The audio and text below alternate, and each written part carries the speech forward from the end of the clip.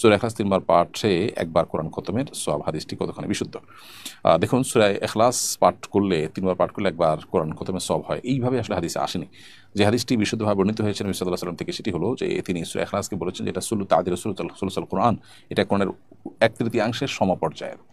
এটার উপরে ভিত্তি করে ব্যাখ্যা করে অনেক ওলামা ইকরাম বলেছেন যে 1/3 তেলাওয়াত করলে যে সওয়াব হয়, একবার সূরা ইখলাস পাঠ করলে সেই সওয়াব হবে না, সেটি বোঝাতে চেয়েছেন। তাহলে সেইটার আলোকে 3 বার তেলাওয়াত করলে এক খতমের সওয়াব পাওয়া যায়, বা পূর্ণাঙ্গ একবার কোরআন তেলাওয়াতে যে সওয়াব পাওয়া যায় 1/3 সওয়াব যেহেতু একবার করলে হয়, 3 বার করলে পুরো কোরআনে তেলাওয়াতের সওয়াব পাওয়া যায়। এটা হলো ওই ব্যাখ্যার আলোকে বোঝা যায়। যদিও এটার কারণে অনেকে বলেছেন যে পুরো কোরআনের যে সমস্ত আলোচ্য বিষয় আছে তার 1/3 সামারি আছে সূরা ইখলাসে।